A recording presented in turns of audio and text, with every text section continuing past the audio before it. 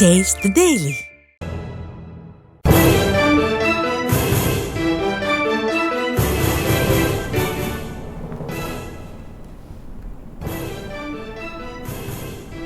அண்மை செய்தி.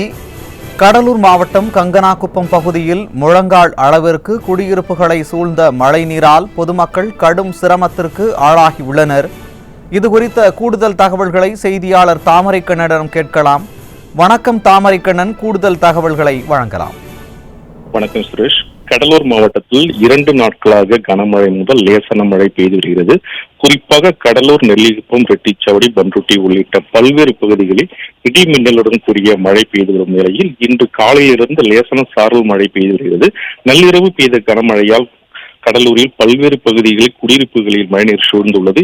இதில் கடலூர் கங்கனாங்குப்பம் பஞ்சாயத்துக்கு உட்பட்ட பாபா நகர், MRK நகர் உள்ளிட்ட பல பகுதிகளில் சுமார் 100க்கும் மேற்பட்ட குடும்பங்கள் வசித்து வருகின்றன. இதில் 300க்கும் மேற்பட்ட மக்கள் வசித்து வரும் நிலையில் நேற்று இரவு இந்த கனமழையின் காரணமாக பல்வேறு பகுதிகளில் மழைநீர் இடுப்பளவு அளவில் தண்ணீர் சூழ்ந்துள்ளது.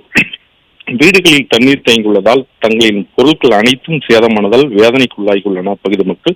தேங்கிய மழை நீரை மாவட்ட நிர்வாகம் உடனடியாக வெளியேற்ற நடவடிக்கை எடுக்க வேண்டும் என்றும் அப்பகுதி மக்களின் கோரிக்கையாக உள்ளது. சுரேஷ், எங்களுக்கு இங்க இருக்கிறதுக்கு யாரும் எந்த ஒரு நடவடிக்கையும் எடுக்கல. இந்த தண்ணி போறதுக்கான வழி என்னமோ அதை கொஞ்சம் பார்த்து செய்யுங்க கவர்மெண்ட்டுக்கு நான் சொல்றேன்.